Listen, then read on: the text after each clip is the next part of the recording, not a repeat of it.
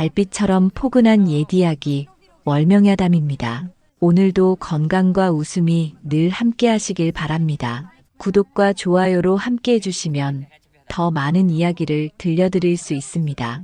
자, 이제 달빛 같은 이야기 속으로 함께 걸어가 보겠습니다. 봄 기운이 완연히 퍼지던 어느 날이었습니다. 남쪽 고을의 오일장은 이른 아침부터 북적였지요.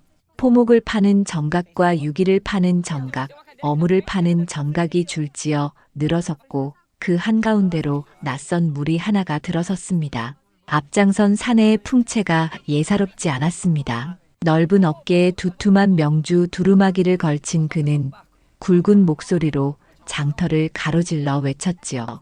이제부터 이 장터의 물가는 우리가 정하겠소. 그 한마디에 장터가 조용해졌습니다. 떡을 뒤적이던 아낙네도 고기를 다듬던 백정도 모두 손을 멈추고 그쪽을 바라보았습니다. 박만보는 허리춤에 주머니를 툭툭 두드리며 비죽 웃었고 그 뒤로 서너 명의 건장한 사내들이 팔짱을 낀 채 버티고 서 있었습니다. 사람들은 숨을 죽였지요. 누가 먼저랄 것도 없이 모두 시선을 내리깔았습니다. 장터 한켠 포목을 파는 정각 앞에 두 여인이 있었습니다. 이소진과 이소양 자매였습니다. 언니 소진은 혼처를 미루고 아버지가 남긴 포목방을 이어가고 있었지요. 동생 소양은 말재주와 눈치가 빨라 언니를 거들며 장터 살림을 꾸렸습니다.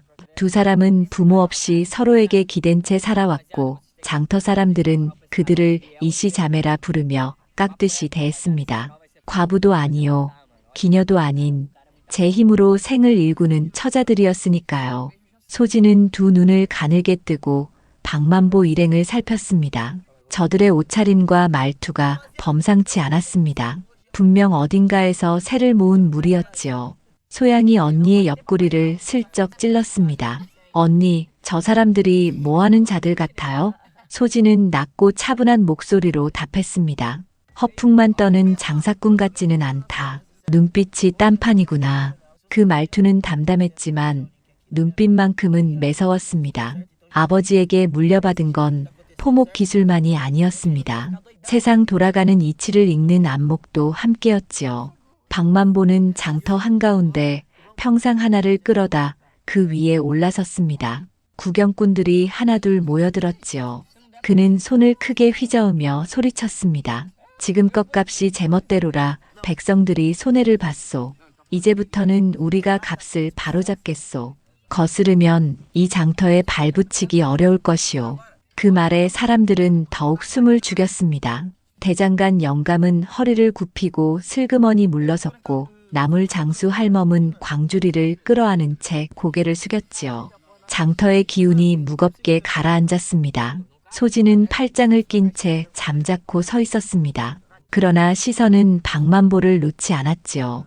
오랜 세월 장사를 하다 보면 사람을 보는 눈이 생깁니다. 그는 허풍쟁이가 아니라 계산이 분명한 사내였습니다.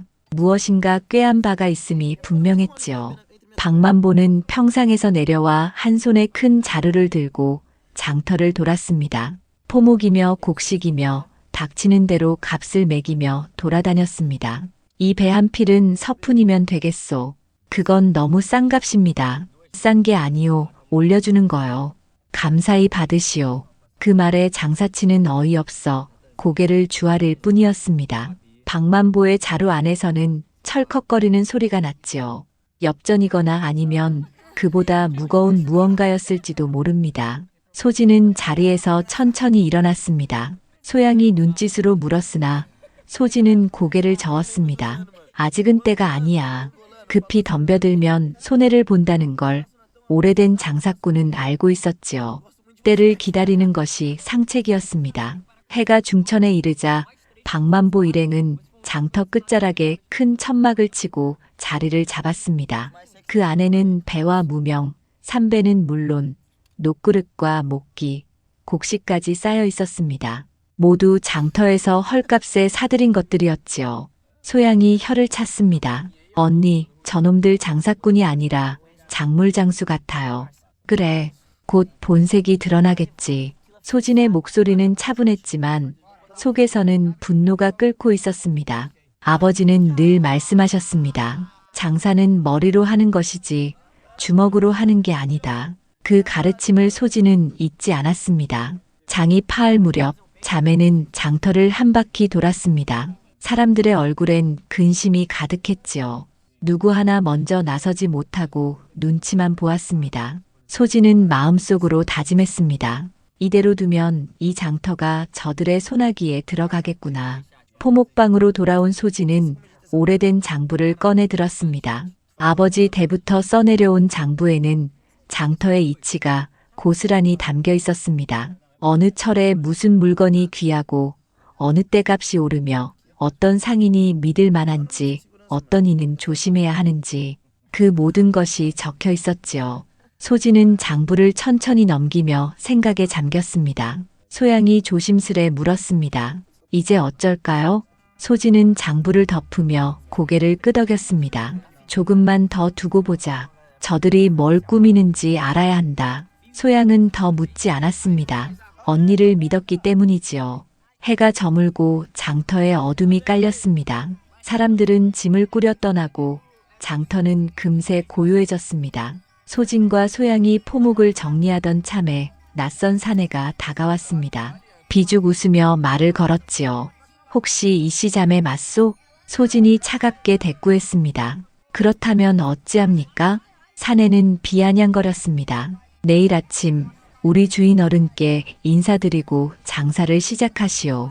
이 장터에선 그래야 편히 살지. 소양이 참지 못하고 목소리를 높였습니다. 우린 이 땅에서 아버지 때부터 포목을 팔아왔소. 누구 허락받을 일이 아니오. 사내는 코웃음을 쳤습니다. 그건 옛말이지. 이제는 우리 세상이라오. 그리고는 뒤도 돌아보지 않고 사라졌습니다. 소양은 주먹을 불끈 쥐었습니다. 언니, 더는 참을 수 없어요. 소진은 잠시 말이 없더니 천천히 입꼬리를 올렸습니다. 이제 저들이 먼저 손을 내밀었구나. 때가 무르익었어. 그 눈빛은 번뜩였지요. 장사꾼의 본능이 깨어난 순간이었습니다. 그날 밤 자매는 촛불을 켜고 마주 앉았습니다. 장부를 펴놓고 장터의 형세를 하나하나 따졌지요. 누가 박만보 편에 붙을지, 누가 등을 돌릴지 그 모든 걸 헤아렸습니다. 소진이 낮은 목소리로 말했습니다. 서두르지 말자. 장사는 바람 같아서 불면 흔들리고 고요하면 보이지 않는 법이지. 소양은 고개를 끄덕였습니다. 두 자매는 서로의 손을 꼭 잡았습니다. 이 장터를 빼앗기지 않겠어요.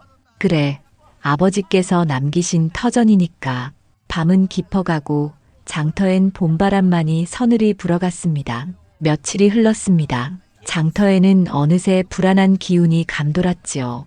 박만보 일당은 날마다 장터를 휘젓고 다니며 장사꾼들을 괴롭혔습니다. 값을 제 맘대로 매기고 물건을 헐값에 사들이며 거역하는 자가 있으면 눈을 부라리고 으름장을 놓았습니다. 사람들은 숨을 죽인 채 그들의 눈치만 살폈습니다. 한때 웃음과 흥정 소리로 가득하던 장터에는 이내 두려움만이 자리를 잡았지요. 그날 오후였습니다. 장터 한켠에서 누군가의 울음소리가 들려왔습니다. 자파를 파는 윤복심 할멈이었습니다. 할멈은 칠순이 훌쩍 넘은 나이에도 바늘과 실 댕기며 놀이개 따위를 팔며 하루하루를 버텨왔습니다. 자식도 없고 의지할 데도 없어 장터가 곧 삶이었지요. 평생 손님을 속인 적 한 번 없던 할멈이 그날따라 눈물을 흘리고 있었습니다. 박만보가 할멈의 광주리 앞에 서 있었습니다. 손에는 저울이 들려 있었지요. 할멈, 이 바늘 꾸러미 무게가 이상하오.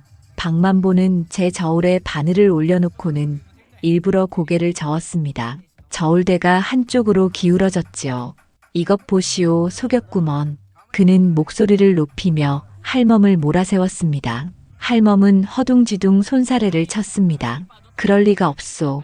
제 저울로 다시 달아보면 곧을 것이오.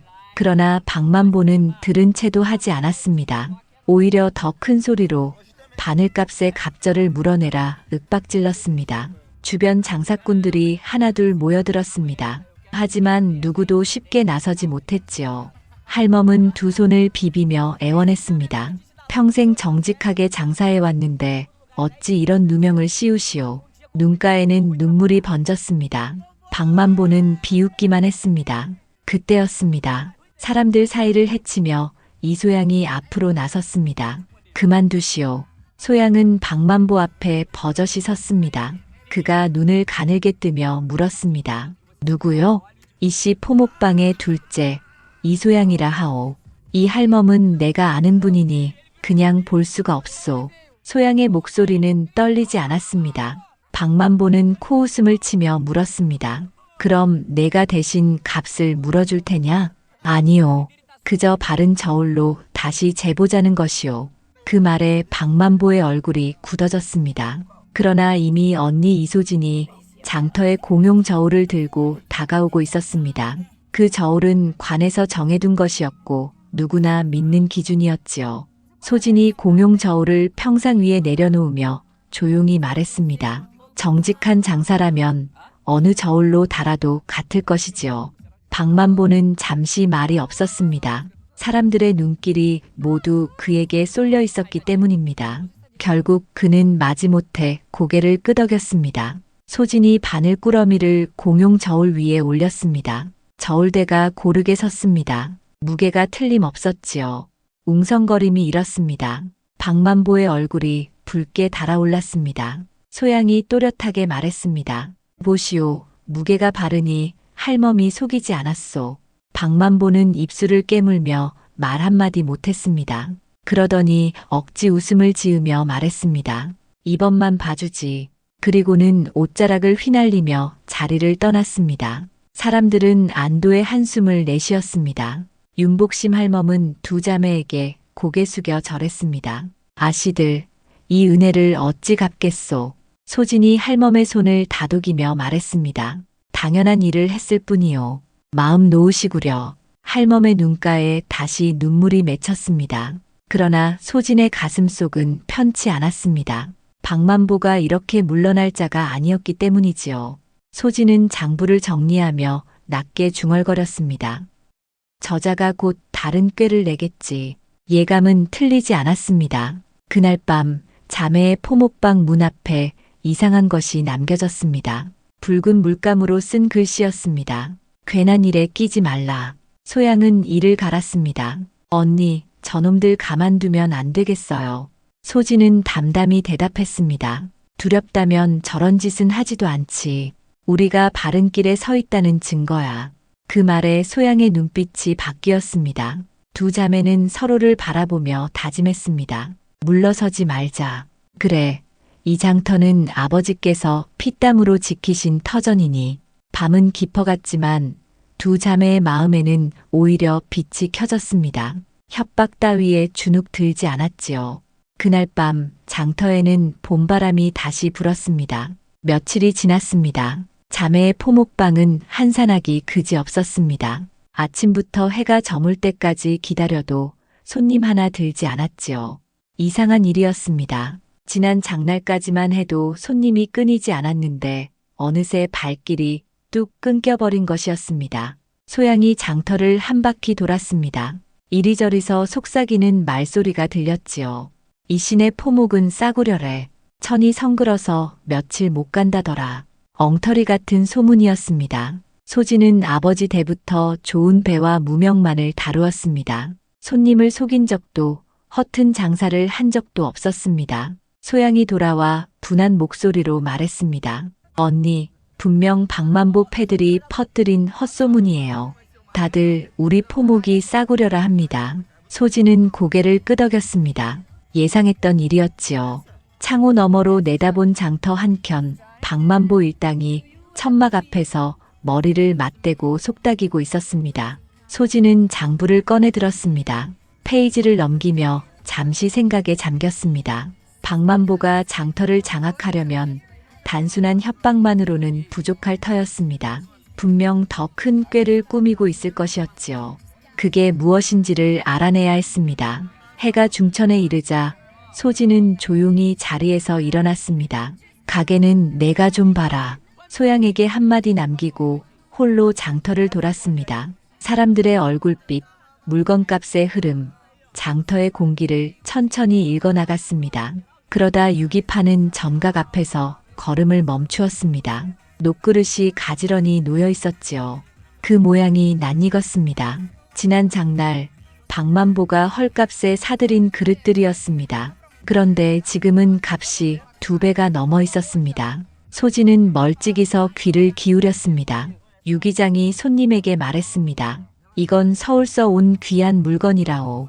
값이 좀 나가도 헛돈이 아니지. 손님은 고개를 끄덕이며 은전을 내밀었습니다. 소진의 눈빛이 번쩍였습니다.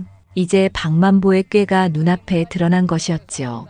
박만보는 장터의 물건을 헐값에 사들인 뒤 자기 패거리들을 시켜 비싼 값에 되팔고 있었습니다. 상인들은 울며 겨자 먹기로 물건을 넘겼고 백성들은 비싼 값을 치렀습니다. 모든 이익은 결국 그의 주머니로 들어갔지요. 소진은 곡식 파는 자리도 들렀습니다. 쌀이며 콩이며 지난번 박만보가 거두어간 곡식들이 그대로 쌓여 있었습니다. 값은 장정들이 부른 값의 2배였지요. 포목 쪽 천막을 보니 거기에도 배와 무명이 산더미처럼 쌓여 있었습니다. 모두 장터에서 거두어 들인 물건이었습니다. 소진은 깊은 한숨을 내쉬었습니다. 그리고 포목방으로 돌아와 소양에게 말했습니다. 이제 알겠다. 저들이 무슨 짓을 꾸미는지. 언니의 말에 소양이 다가앉았습니다. 소진은 장터에서 본 일을 하나하나 들려주었습니다. 헐값으로 사들인 물건을 비싸게 되팔아 장터를 쥐락펴락하는 일, 그 덕에 상인도 손님도 모두 손해를 보는 형국이었지요. 소양의 얼굴이 붉어졌습니다. 언니, 이대로 두면 장터가 저자들의 손에 넘어갑니다. 그러니 말이 아니라 증거로 끝내야 한다. 소진의 목소리는 낮고 단호했습니다. 그 눈빛이 맑게 빛났습니다. 그날 밤 두 자매는 몰래 장터를 나섰습니다. 달빛이 골목을 은은히 비추고 있었습니다. 사람의 발소리 하나 들리지 않았습니다. 박만보의 천막에서만 희미한 등불이 새어나왔습니다. 소진이 소양에게 손짓했습니다. 두 사람은 천막 뒤로 돌아가 몸을 낮추었습니다. 안에서는 박만보의 목소리가 들려왔습니다. 이번 장에서 제법 벌었지. 다음 장에는 더 크게 벌 거야. 그 앞에는 장부가 펼쳐져 있었습니다. 그 속엔 물건 목록과 값이 세세히 적혀 있었지요. 부하 하나가 물었습니다. 나리, 그런데 이 시내가 가만히 있을까요? 박만보가 비웃으며 대답했습니다. 걱정 마라. 헛소문은 이미 퍼졌다. 그 계집들은 이 장터에 다시 설 자리가 없을 게다. 그때 장부 옆에 놓인 비단 꾸러미가 눈에 들어왔습니다. 소진은 숨을 삼켰습니다. 그건 관에 올릴 진상 비단이었습니다. 박만보가 빼돌린 물건이 틀림없었지요. 소진은 소양의 팔을 살짝 잡았습니다. 가자. 두 사람은 조용히 물러났습니다. 이제 증거를 잡은 것이었습니다. 박만보가 진상품을 숨겨두었다는 것, 그리고 장터의 물건을 헐값에 사서 폭리를 취한 일 모두 밝힐 수 있었습니다. 그날 밤 자매는 포목방으로 돌아와 촛불을 켰습니다. 소진은 장부를 펴고 계획을 세웠습니다. 다음 장날 저자들의 꾀를 세상에 드러내자. 소양은 언니의 손을 꼭 잡았습니다. 이번에는 반드시 끝을 봐야 해요. 소진은 미소를 지었습니다. 그래, 이번엔 말이 아니라 진실로 이겨야 한다. 두 자매의 그림자가 벽에 길게 드리워졌습니다. 밤은 깊어갔지만 그들의 눈빛은 오히려 밝아졌습니다. 장터의 정의를 되찾겠다는 결심이 불처럼 타오르고 있었지요. 다음 장날이 밝았습니다. 해가 떠오르기도 전에 사람들이 하나둘 장터로 몰려들었지요. 5일장이 서는 날이면 언제나 그랬듯이 장터는 이른 새벽부터 활기로 가득했습니다. 장꾼들은 물건을 펼쳐놓고 손님들은 이리저리 둘러보며 값을 흥정했습니다. 이소진과 이소양도 일찍 나왔습니다. 그러나 오늘은 포목을 펼치지 않았습니다. 대신 장터 한가운데로 큰 평상 하나를 끌어다 놓았습니다. 사람들이 고개를 갸웃거리며 바라보았습니다. 이씨 자매가 오늘은 웬일일꼬? 모두들 궁금해하며 모여들었지요. 소진이 평상 위에 올라섰습니다. 햇살이 얼굴을 비추었습니다. 그녀는 또렷한 목소리로 외쳤습니다. 오늘 장에 모이신 상인 여러분, 잠시 제 말 좀 들어주시겠습니까? 장터가 조용해졌습니다. 사람들이 하나둘 다가왔습니다. 박만보 일당도 멀찍이서 지켜보고 있었지요. 소진이 입을 열었습니다. 오늘 하루 새로운 방식으로 장사를 해보려 합니다. 이름하여 정직 장사라 하겠습니다. 사람들이 웅성거렸습니다. 정직 장사라니 무슨 뜻인가 싶었지요. 그때 소양이 나섰습니다. 오늘 하루만큼은 각자 제 물건의 값을 스스로 정하되 억지로 깎거나 올리는 일 없이 있는 그대로 값을 부르기로 합시다. 무게를 다툴 때에는 이 공용 저울로만 달겠소. 소양이 공용 저울을 높이 들어 올렸습니다. 사람들 사이에서 탄성이 터졌습니다. 그동안 박만보 패거리에게 시달리던 장꾼들은 손뼉을 쳤지요. 그래, 이게 장사꾼의 도리제. 환호가 터졌습니다. 그때 박만보가 부하들을 데리고 다가왔습니다. 얼굴이 시뻘게 달아올라 있었습니다. 이게 무슨 짓이야? 누가 이런 일을 하라 했소? 소진이 차분히 대답했습니다. 장터는 모두의 것입니다. 한 사람이 제멋대로 흔들어선 안 되지요. 박만보는 이를 갈며 소리쳤습니다. 그러나 이미 사람들이 잔뜩 모여 있어 함부로 손을 쓸 수 없었습니다. 그는 눈빛만 번뜩이며 물러섰습니다. 이윽고 장이 섰습니다. 장꾼들은 저마다 제 물건의 값을 정직하게 불렀습니다. 손님들도 기쁜 얼굴이었지요. 오랜만에 장터에 웃음이 돌아왔습니다. 소진은 사람들 사이를 돌며 살폈습니다. 모두 즐거운 얼굴이었지만 마음 한켠은 여전히 긴장되어 있었습니다. 박만보가 가만히 있을 리 없었지요. 과연 해가 중천에 이르자 일이 벌어졌습니다. 박만보의 부하 하나가 공용 저울을 몰래 바꾸려다 들킨 것이었습니다. 소양이 재빠르게 손목을 붙잡았습니다. 이자가 공용 저울을 바꾸려 했소. 사람들이 우르르 몰려들었습니다. 분노한 목소리가 사방에서 터져 나왔습니다. 공용 저울을 바꾸다니 이게 무슨 날벼락이냐. 박만보가 허둥지둥 다가왔습니다. 그건 내 알 바 아니오. 이놈이 제멋대로 한 짓이야. 그러나 누구도 믿지 않았습니다. 사람들의 눈빛은 이미 박만보를 향해 있었습니다. 그때 소진이 앞으로 나섰습니다. 이건 시작에 불과합니다.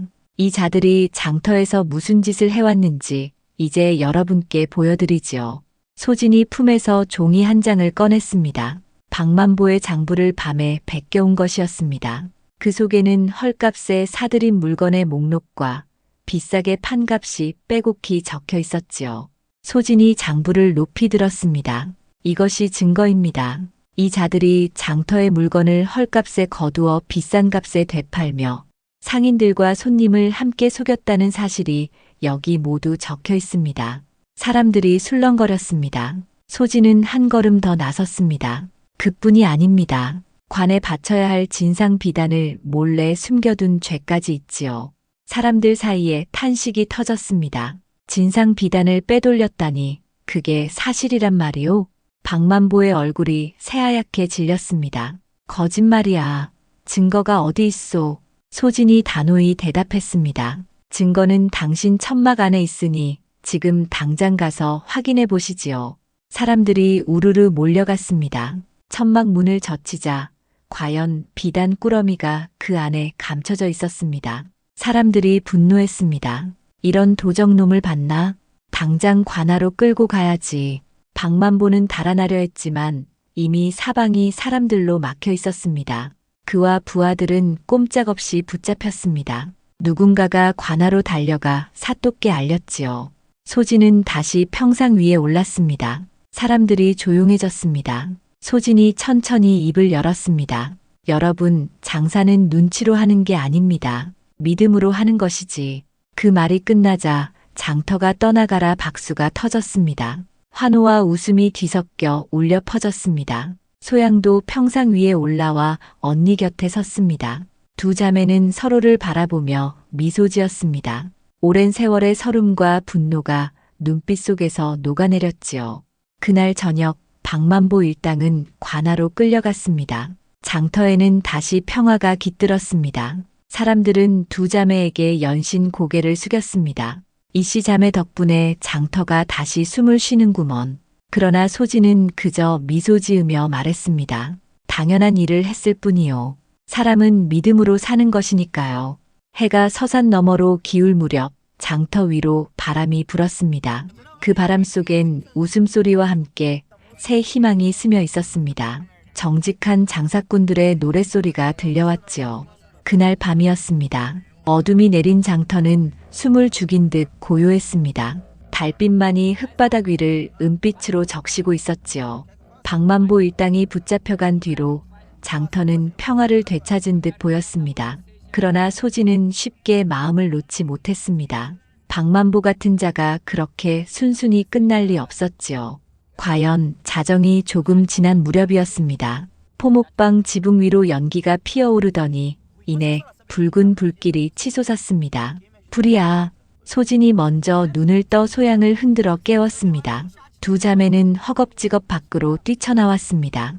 불길은 이미 포목방을 삼키고 있었습니다. 아버지 때부터 이어온 터전이 불길에 휩싸였지요. 소양이 울부짖으며 안으로 뛰어들려 했습니다. 언니, 안에 천이 아직. 소진이 소양을 꼭 끌어안았습니다. 안 된다. 너무 늦었다. 이미 불길이 하늘로 치솟아 손쓸 수 없었습니다. 장터의 사람들이 하나둘 몰려 나왔습니다. 누군가 물동이를 들고 달려왔고 또 누군가는 집부대를 뒤집어 씌워 불길을 막으려 했습니다. 그러나 바람이 불어 불꽃은 순식간에 번졌습니다. 사람들은 필사적으로 물을 끼얹고 삽으로 흙을 퍼부었습니다. 한참이 지나서야 겨우 불길이 잦아들었습니다. 동이 틀 무렵 불은 완전히 꺼졌습니다. 그러나 포목방은 이미 잿더미가 되어 있었습니다. 벽은 시커멓게 그을렸고 지붕은 주저앉았습니다. 아버지가 남긴 배와 무명은 모조리 재가 되어버렸지요. 소양은 그 자리에 주저앉아 울었습니다. 이게 다 무슨 일이래요, 언니.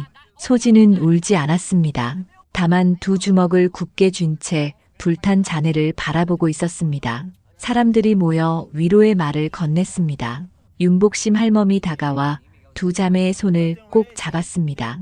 둘 다 너무 맘 상하지 마시오. 하늘이 알고 사람도 압니다. 소진은 고개를 숙여 인사했습니다. 그러나 마음속에서는 뜨거운 것이 끓고 있었지요. 이건 우연이 아니었습니다. 박만보의 손이 미친 것이 틀림없었습니다.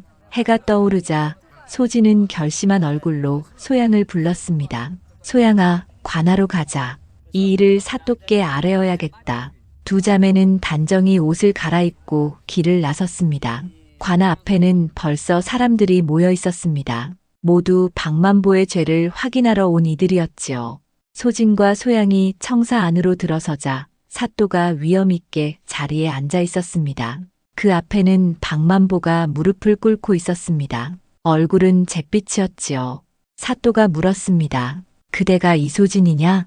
예, 그렇습니다. 소진이 고개를 숙이며 대답했습니다. 사또가 고개를 끄덕였습니다. 장터에서 일어난 일을 들었다. 그대의 정직함이 백성들의 입에 오르내리더이다. 박만보의 죄는 이미 분명하다 하니 곧 엄히 다스릴 것이다. 박만보가 급히 머리를 조아리며 변명했습니다. 소인은 그저 장터의 질서를 바로 세우려 한 것이오. 그대들이 다 오해하였소. 그러나 이미 증거는 모두 나와 있었습니다. 소진이 밤에 베껴온 장부와 천막에서 나온 진상 비단이 사또 앞에 놓여 있었지요. 박만보는 입술을 달싹였지만 말이 나오지 않았습니다. 그때 소진이 한 걸음 나섰습니다. 사또님, 간밤에 제 포목방에 불이 났습니다.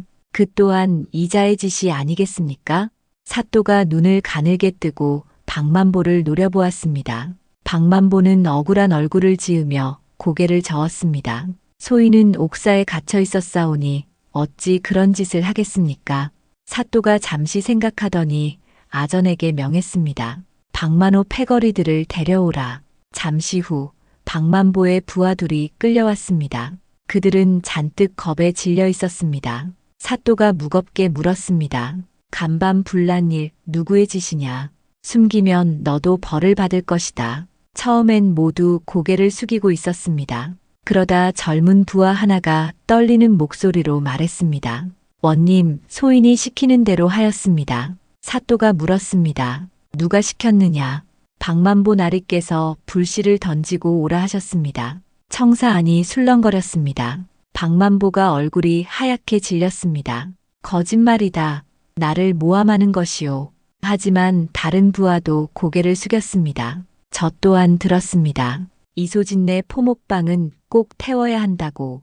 두 사람의 말이 엇갈리지 않았습니다. 사또가 박만보를 노려보았습니다. 장터를 어지럽히고 백성을 협박한 것도 모자라 불까지 지른 것이냐. 그 죄는 명백하구나. 박만보는 엎드려 애원했지만 사또의 얼굴은 차가웠습니다. 박만보, 그대의 죄는 세 가지다. 첫째, 장터의 물가를 제멋대로 정해 백성을 해친 죄.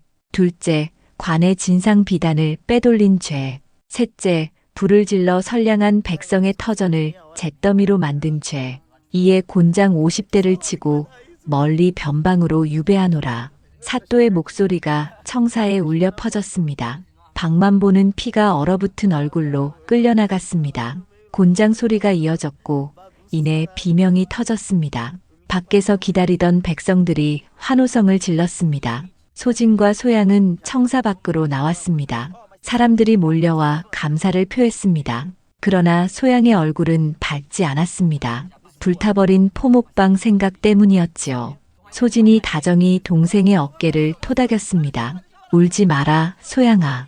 우리는 다시 시작하면 되지. 하지만 언니 가진 게 하나도 없잖아요. 소진이 미소 지었습니다. 그래도 마음이 있지 않느냐. 정직한 마음은 불에 타지 않는다. 그 말에 소양이 고개를 들었습니다. 언니의 눈빛 속엔 굳은 의지가 빛나고 있었습니다. 장터로 돌아온 두 자매는 불탄 자리를 정리하기 시작했습니다. 사람들이 하나둘 도우러 나왔습니다. 윤복심 할멈도 유기장도 곡식 장수도 발벗고 나섰지요. 혼자 애쓰지 마시오. 우리도 돕겠소. 소진은 깊이 허리 숙여 인사했습니다. 사람들은 그을린 벽을 닫고 남은 잔해를 치웠습니다. 해가 질 무렵 장터엔 다시 사람의 온기가 번졌습니다. 며칠이 흘렀습니다. 장터는 다시 활기를 되찾았습니다. 박만보가 사라진 자리엔 정직한 장사만이 남았습니다. 상인들은 죗값을 받고 팔았고 손님들도 기쁜 마음으로 물건을 샀습니다. 소진과 소양의 포목방도 조금씩 제자리를 되찾았습니다. 비록 예전만큼은 아니었지만 다시 장사를 이어갈 만큼은 되었지요. 그날 저녁 소진은 노을을 바라보며 생각했습니다. 아버지가 남기고 간 것은 배나 무명이 아니었습니다. 정직함이었습니다. 그것은 불에 타지 않았습니다. 여전히 두 자매의 가슴 속에 타오르고 있었지요.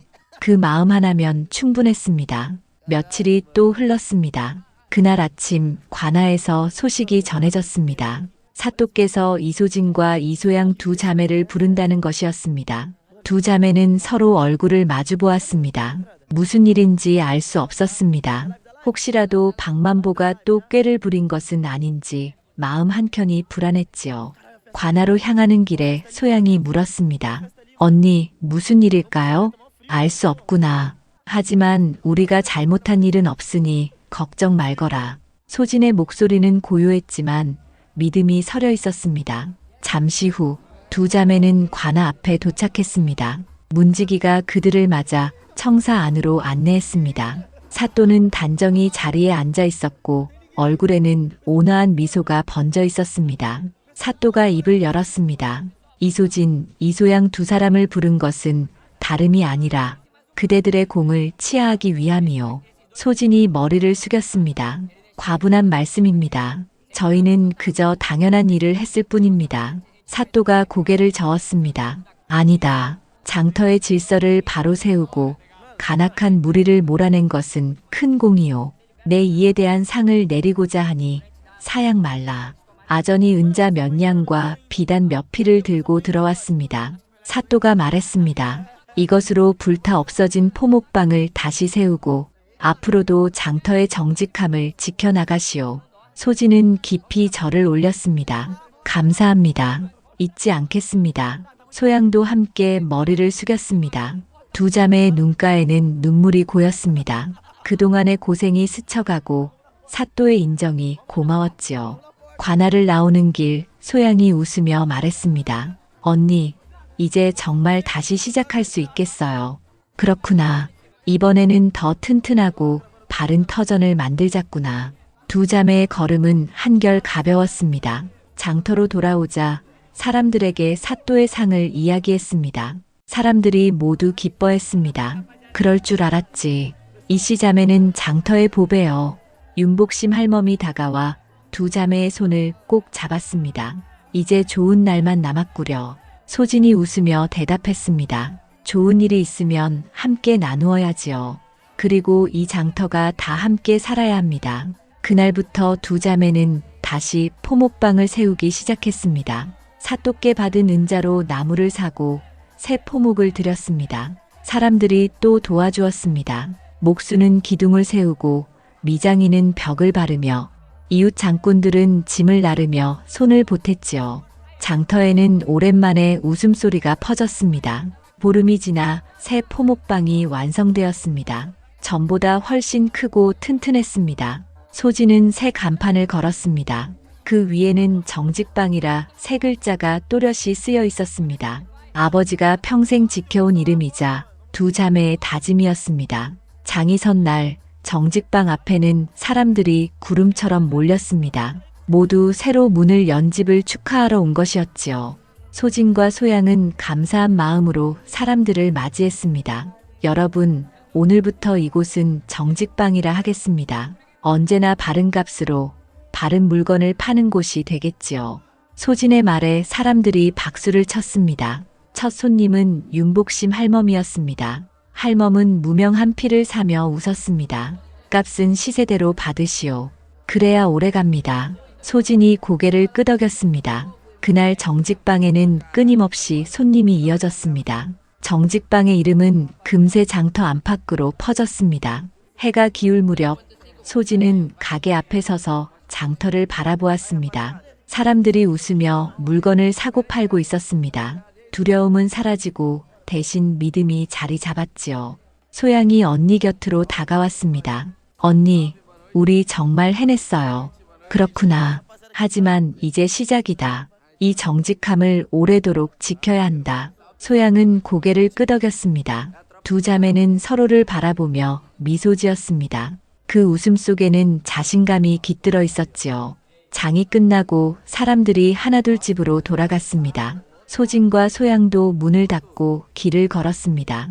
달빛이 길 위를 은빛으로 물들였습니다. 소진이 고개를 들어 하늘을 보았습니다. 별빛이 총총히 흩어져 있었습니다. 그 어딘가에서 아버지도 지켜보고 계시겠지요. 소진은 마음속으로 조용히 속삭였습니다. 아버님, 저희가 아버님의 가르침을 지켰습니다. 앞으로도 이 정직함을 지켜나가겠습니다. 그날 밤 두 자매는 늦도록 이야기를 나누었습니다. 새로 맞이할 장날의 일이며 장터의 사람들 이야기, 그리고 앞으로 함께 걸어갈 길에 대해서 말했지요. 촛불은 바람에 가늘게 흔들렸지만 두 자매의 마음은 단단했습니다. 밤은 깊어갔으나 두 사람의 앞길은 밝았습니다. 봄이 완연히 무르익었습니다. 장터에는 새 기운이 돌고 사람들의 얼굴에도 웃음이 피었습니다. 정직방은 이제 장터에서 가장 믿음직한 곳으로 알려졌지요. 사람들은 정직방에서 물건을 사면 속을 일 없지 하며 안심하고 찾았습니다. 이소진과 이소양 자매의 이름은 고을 안팎으로 퍼졌습니다. 어느 날 오후 장터에 낯선 손님 하나가 들어왔습니다. 40 안팎의 양반이었지요. 연회색 비단 도포를 걸치고 하인두를 거느린 채 천천히 걸어왔습니다. 양반은 장터를 한 바퀴 둘러보다가 정직방 앞에 이르러 걸음을 멈추었습니다. 소양이 문 앞에 나가 공손히 맞이했습니다. 어서 오시옵소. 양반은 고개를 끄덕이며 안으로 들어섰습니다. 배와 무명, 명주와 모시를 하나하나 손끝으로 만져보았습니다. 소양은 곁에서 조용히 기다렸습니다. 잠시 후 양반이 물었습니다. 이 배는 어디서 온 것이냐? 안동서 들여온 것입니다. 결이 곱고 질겨 오래 써도 좋습니다. 소양의 말투는 단정하고 맑았습니다. 양반은 고개를 끄덕이며 다른 천들도 물었지요. 소양은 숨김없이 대답했습니다. 어디서 왔는지, 어떤 빛깔과 결을 지녔는지 자세히 설명했습니다. 양반은 흡족한 표정을 지었습니다. 그는 명주 몇 필과 무명 몇 필을 골라 값을 치렀습니다. 그러고 나가려다 문득 물었습니다. 그대들이 혹시 이씨 자매가 아니오? 소양이 놀라 되물었습니다. 그렇습니다만 어찌 저희를 아십니까? 양반이 미소 지었습니다. 인근 고을에도 그대들의 이야기가 들렸소. 직접 보고 배우고자 찾아왔을 뿐이요. 소양이 머리를 숙였습니다. 별 말씀을 다 하십니다. 그때 안쪽에서 소진이 나왔습니다. 정중히 절하며 인사했습니다. 먼 길 오셨습니다. 변변치 않은 가게를 찾아주셔서 고맙습니다. 양반이 웃으며 대답했습니다. 나는 옆 고을 선비인데 우리 장터도 요즘 문란하여 마음이 무겁소. 이곳에 질서를 세운 방도를 배우고 싶어 왔소. 소진이 고개를 숙이며 말했습니다. 저희가 한 일은 대단한 것이 아닙니다. 다만 거짓 없이 장사하려 했을 뿐이지요. 양반이 손뼉을 가볍게 치며 말했습니다. 그게 바로 어려운 일이요. 요즘 세상에 정직하게 산다는 것이 말처럼 쉽지 않지. 소진은 잠시 생각에 잠겼다가 조용히 지난 일을 들려주었습니다. 박만보 일당이 장터를 어지럽혔던 일, 그들과 맞서 싸웠던 일, 그리고 다시 정직한 장터를 세운 과정을 말했지요. 양반은 감탄하며 들었습니다. 과연 소문대로구려. 이런 사람들이 있으니 이 고을이 바르게 서는 것이요. 그는 허리를 굽혀 인사하고 돌아갔습니다. 소진과 소양은 서로를 바라보며 웃었습니다. 자신들의 작은 일이 다른 고을에까지 알려졌다는 것이 새삼스러웠지요.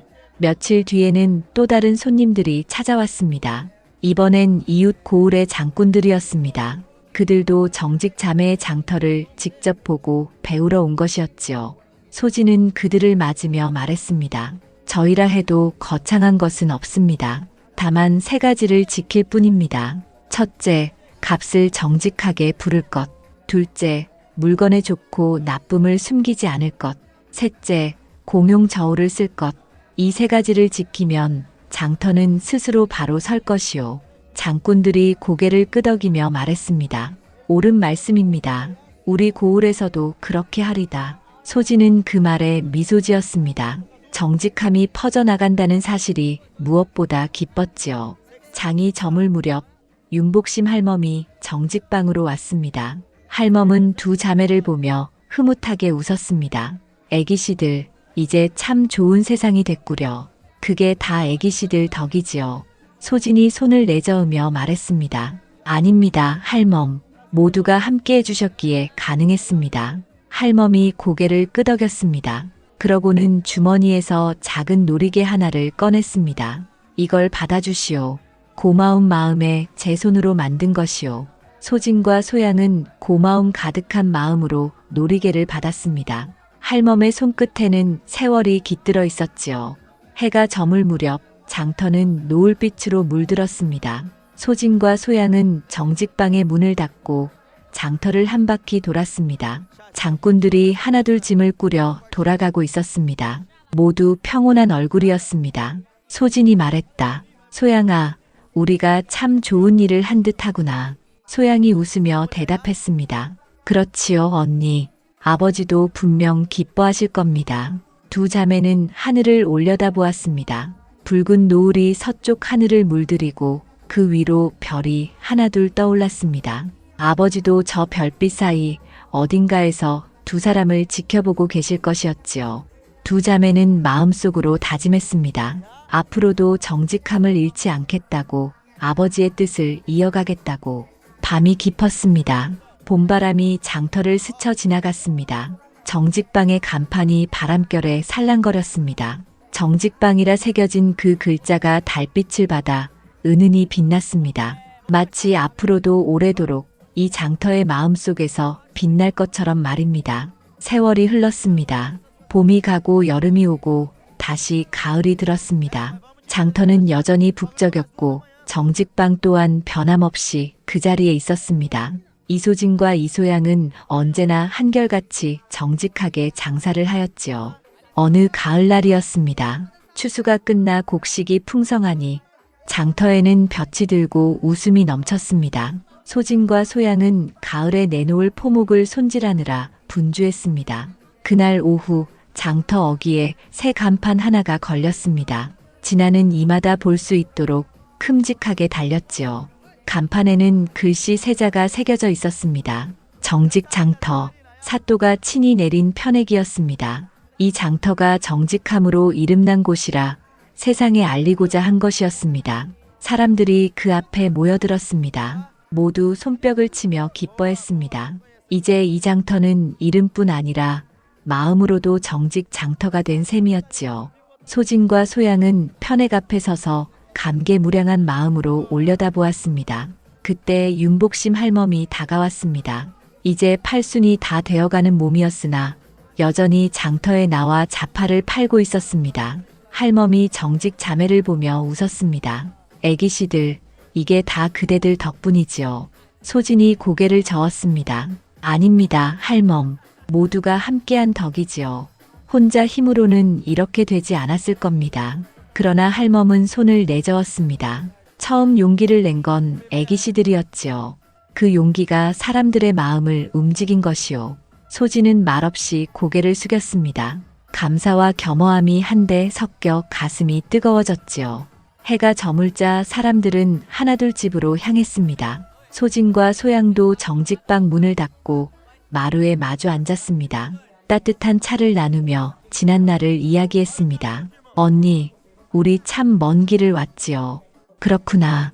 처음에는 하루 앞도 보이지 않았는데 이제는 사람들이 우리를 믿고 찾아오니 참으로 감사한 일이다. 두 자매는 불빛 아래에서 지난 세월을 떠올렸습니다. 박만보 일당과 맞섰던 일, 불에 타버린 포목방, 그리고 그 잿더미 위에 새 터를 세웠던 일, 모두가 먼 옛날 같으면서도 아직 생생히 남아 있었습니다. 창밖을 내다본 소진의 눈길에 장터 입구에 편액이 들어왔습니다. 석양빛을 받아 정직 장터 세 글자가 반짝였지요. 소진은 조용히 말했습니다. 소양아, 예, 언니, 세상이 변해도 잊지 말자꾸나. 아무리 어려워도 정직한 마음만은 잃지 말자. 소양이 고개를 끄덕였습니다. 그리하겠습니다. 평생토록여. 두 자매는 서로의 손을 꼭 잡았습니다. 그 손에는 함께 견뎌온 세월의 따뜻함이 배어 있었습니다. 밤이 깊어 달이 떠올랐습니다. 장터는 조용했고 정직방의 등불도 꺼졌습니다. 그러나 장터 어귀의 편액만은 달빛을 받아 은은히 빛나고 있었습니다. 정직 장터라는 글씨가 마치 살아 숨쉬는 듯 고요히 빛났지요. 세월이 또 흘렀습니다. 이소진과 이소양은 평생을 정직방을 지키며 살았습니다. 혼처를 정하지 않고 서로를 의지하며 늙어갔습니다. 그들의 장사는 대를 이어졌고 정직방은 장터의 상징이 되었습니다. 정직 장터의 이름은 다른 고을에도 전해졌습니다. 사람들은 이곳의 방도를 본받아 정직한 장사가 곧 흥하는 길이다 하며 서로 다짐했지요. 그리하여 한 고을의 바른 마음이 온 나라로 번졌습니다. 이소진과 이소양이 세상을 떠난 뒤에도 사람들은 그들을 잊지 않았습니다. 장터에서는 지금도 그들의 이야기가 전해집니다. 눈치는 빠르되 마음은 곧았던 자매의 이야기, 불의에도 굽히지 않았던 정직한 자매의 이야기 말입니다.